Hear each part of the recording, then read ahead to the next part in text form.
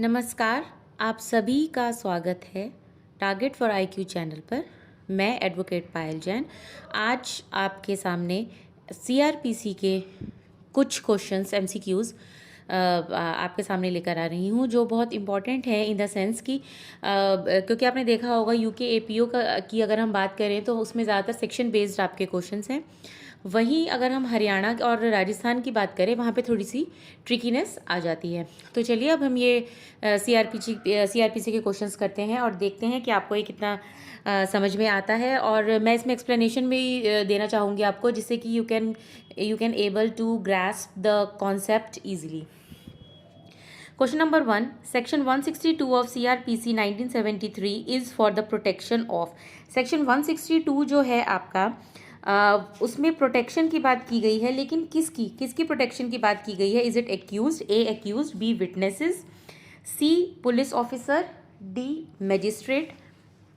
तो इसमें आपका जो ऑप्शन है वो कौन सा होगा?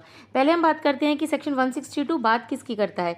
सेक्शन 162 जो है वो बात करता है statements to police not to be signed, use of statement in evidence, कि जो आप स्टेटमेंट देते हैं पुलिस को वो आपको साइन करने की ज़रूरत नहीं होती। तो इसमें यानी कि किसके प्रोटेक्शन की बात की गई है? तो इसका जो करेक्ट ऑप्शन है वो है आपका ए एक्यूज। इसमें एक्यूज के प्रोटेक्शन की बात की गई है। Next second question, according to section 2x, a warrant case is one that is related to an offense whose punishment can be a death sentence, life imprisonment or imprisonment for a term exceeding dash years। कितने years? A10, B2, C3 या D7। इसका जो correct option है वो है आपका B2। Question number 3. Under which section the magistrate takes cognizance of the offence on a complaint made to him and considers before the issue of process to the accused that the matter should be investigated? So is it A under section 156 clause 3, B 190, C 173, D 202? इसका जो correct option है वो है आपका D 202। जो आपका section 202 है, it talks about the postponement of issue of process, कि इशू ऑफ प्रोसेस कब आपको डिले किया जा सकता है, पोस्टपोन किया जा सकता है। तो इसमें कोई भी मैजिस्ट्रेट इफ ही थिंक्स वो पोस्टपोन कर सकते हैं issue of process against the accuse. Magistrate खुद चाहे तो इंक्वायरी कर सकते हैं इसमें, या फिर डायरेक्ट कर सकते हैं इन्वेस्टिगेशन किसी भी पुलिस ऑफिसर को, जो भी उन्हें ठीक लगता है, फॉर डिसाइडिंग कि वेदर और नॉट सफिशिएंट ग्राउंड है प्रोसीडिंग के लिए या नहीं। लेकिन ये तब किया जाता है, ध्यान रखिएगा, when the accused is residing a place beyond the area in which he exercises his jurisdiction. इसका करेक्ट ऑप्शन इसलिए आपका है अब फोर्थ, यानी कि d 200, section 202 CrPC. Next question number 4 की बात करते हैं अब। Notice to appear before a police officer is issued under the provision of which section? A 41, b 41A, c 41B, d 41C। इसका जो करेक्ट ऑप्शन है वो है आपका बी 41A, क्योंकि जो आपका सेक्शन 41 है वो बात करता है कि पुलिस कब अरेस्ट कर सकता है विदाउट वारंट, और वहीं 41B बात करता है procedure of arrest and duties of officer making arrest. वहीं 41C जो है वो बात करता है कंट्रोल रूम एट डिस्ट्रिक्ट्स की। ठीक बात है। और इसमें जो ध्यान में रखने वाली बात यह है कि अगर पुलिस ऑफिसर जो है उनको इसमें नोटिस इशू करते हैं who is not required to be arrested, लेकिन उनके खिलाफ रीजनेबल कंप्लेंट है और क्रेडिबल इन्फॉर्मेशन रिसीव्ड हुई है कि शायद उन्होंने कॉग्निजेबल ऑफेंस किया है, और जिसको इशू किया जाता है उसकी ड्यूटी बनती है कि वो उस नोटिस का कंप्लाइंस करे, उसको कंप्लाई करे, और अगर वो नहीं करते तो उनको अरेस्ट भी किया जा सकता है। Now moving on to question number 5। Power to examine the accused comes under A section 313, B section 314, C section 315, D section 321C। इसका जो करेक्ट ऑप्शन है वो है आपका ए सेक्शन 313। तो इसमें 313 तो आपका यही हो गया कि कोर्ट जो है उसको एग्जामिन कर सकती है एक्यूज्ड को अंडर 313। और वहीं जो आपका 314 है, इट टॉक्स अबाउट ओरल और arguments and memorandum of arguments. वहीं 315 बात करता है कि भाई एक्यूज जो है वो कॉम्पिटेंट विटनेस भी हो सकता है, और 316 में होता है कि उसको influence no influence to be use to induce disclosure. इसका करेक्ट ऑप्शन है A section 313। Next question number 6। Order to release on probation of good conduct or after admonition is covered under A. Section 359, B. Section 360, C. Section 361, D.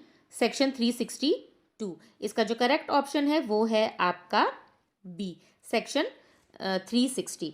और जो वही 359 जो है वो cost payment की बात करता है इन नॉन कॉग्निजेबल ऑफेंसेस, और 361 special reasons to be recorded in certain cases, and 362 court not to alter judgment. Next, question number 7. If any case is initiated on a police report, the accused will get a copy free of cost of which of the following? किस किस की उसे copy free, कब कब free मिलेगी? of which of the following? Confession की, A confession, B police report, C first information report FIR, D all of the above. इसका जो करेक्ट ऑप्शन है वो है आपका D, all of the above. इसमें बेसिकली सेक्शन 207 की बात की गई है, जिसमें सप्लाई की जाती है अक्यूज्ड को copy of police report and other documents, और उसको फ्री ऑफ कॉस्ट दी जाती है। ये सारे और स्टेटमेंट्स दी जाती है, कन्फेशन अंडर CRPC और अदर रेलिवेंट डॉक्यूमेंट्स, जो कि एक्सट्रैक्ट करके अगर उनको लगता है मजिस्ट्रेट को या पुलिस ऑफिसर को पुलिस रिपोर्ट पर कि भाई इतना एक पर्टिकुलर पोर्शन जो है वो उनको अभी नहीं देना है, तो उतना एक्सट्रैक्ट करके आगे का दिया जा सकता है। नेक्स्ट, अब बात करते हैं क्वेश्चन नंबर 8 की। Complaints to magistrate contained in, जो कंप्लेंट है मजिस्ट्रेट को वो कौन से चैप्टर में है?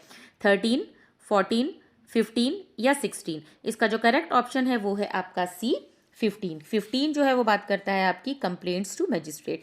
वहीं जो आपका 13 है, 13 किसकी बात करता है? आपकी जुरिस्डिक्शन की बात करता है, jurisdiction of the criminal courts in inquiries and trials. 14 initiation of proceedings की बात करता है, और जो चैप्टर नंबर 16 है वो commencement of proceeding before magistrate. इसका करेक्ट ऑप्शन है सी, 15। क्वेश्चन नंबर 9, एक्यूटल और conviction comes under section 247, B section 248, C section 249, D section 250। इसका जो करेक्ट ऑप्शन है वो है आपका बी, 248, सेक्शन 248। तो जो आपका 247 है उसमें एविडेंस फॉर डिफेंस की बात की गई है, 249 absence of complaint, and 250 compensation की बात करता है without reasonable cause. Question number 10, appearance by public prosecutor comes under section 301, B section 302, C section 303, D section 304। इसका जो करेक्ट ऑप्शन है वो है आपका ए, सेक्शन 301। वहीं section 302 talks about permission to conduct prosecution, and section 303 right की बात करता है person against whom proceeding are instituted to be defended, and section 304 legal aid की बात करता है। Next question number 11, the term cognizable offence जो है is defined under A 2F में, बी 2B, सी 2C, या फिर option number D section 2D। इसका जो करेक्ट ऑप्शन है वो है आपका C, section 2C। Next question number 12, section 61 of the CRPC deals with A services of summon outside local limits, B form of summons, C service of summons of witness by post, D summon how served. तो इसका correct option है आपका B, form of summons, क्योंकि 61 जो है वो आपकी बात करता है इसी चीज़ की। जो सेक्शन नंबर 61 है इसका चैप्टर नंबर 6 है, और समन हाउस सर्व्ड जो है समन हाउस सर्व्ड जो है वो आपको गिवन है 62 में, और फॉर्म्स ऑफ समन 61 में है, और अगर आप आउटसाइड लोकल लिमिट्स जाते हैं तो वो 67 में है, और अगर पोस्ट से दिया जाता है तो वो आपका है 69 में। Next question number 13, for every high court who shall appoint a public prosecutor, A the central government, B the state government, C both A and B, या D none of the above. इसका correct option है वो है आपका C, both A and B. Public prosecutor का आपका section है number 24, और उससे रिलेटेड जो और असिस्टेंट APP की बात करता है वो 25 है, and directorate of prosecution 25A। Next question number 14, which section deals with public when to assist magistrate and police? Section 37, B section number 31, C section number 32, D section number 36। इसका जो correct option है वो है आपका A section number 37। वहीं जो 31 है वो बात करता है कि sentence in cases of conviction of several offence at one trial. 32 mode of conferring parts and section number 36 superior officers of police की पार की बात करता है। अब question number 15, trial of summon cases by magistrate contained in chapter 19, chapter 20, chapter 21 या फिर chapter 21A। इसका जो आपका करेक्ट ऑप्शन है वो है बी चैप्टर नंबर 20। वहीं जो चैप्टर नंबर 19 है आपका, chapter number 19 talks about warrant cases के बारे में, ट्रायल के बारे में बात करता है। 21 समरी ट्रायल की बात करता है और जो आपका 21A है वो प्ली बार्गेनिंग की बात करता है। Next question number 16, which of the following section deals with direction of warrant for execution. Section 416, B section 417, C section 418 या फिर डी सेक्शन 409। इसका जो करेक्ट ऑप्शन है वो है आपका डी सेक्शन 419। तो ये आपके जनरली सेक्शंस पूछे नहीं जाते हैं। ये सेक्शन ज़्यादातर आता है राजस्थान जुडिशरी के पॉइंट ऑफ व्यू से इंपॉर्टेंट है, यूके एपीओ में जनरली नहीं पूछा जाएगा आपका। तो आपका सेक्शन नंबर 416 जो है वो बात करता है capital sentence on pregnant women की। 417 part to appoint place of imprisonment और सेक्शन 418 बात करता है execution of sentence of imprisonment. Next question number 17, which section of the CrPC deals with the discharge. Discharge से आपका कौन सा सेक्शन है? Section A section 246, B section 227, C section 245, D section 220। इसका जो करेक्ट ऑप्शन है वो है आपका B section 227। Next question number 18, which of the following is true of section number 31 CrPC की it relates to the quantum of punishment that the court has jurisdiction to pass where the accused is convicted of 2 और more offences at one trial. B it is a rule of procedural law, C either A और B या फिर D both A and B. इसका जो correct option है वो है आपका D both A and B. और जो आपका सेक्शन नंबर 31 है वो इंपॉर्टेंट है आपका sentence in cases of conviction of several offences at one trial की एक ट्रायल में उसके बहुत सारे जो ऑफेंसेस किए हैं उसको आप एक साथ ट्रायल कर सकते हैं।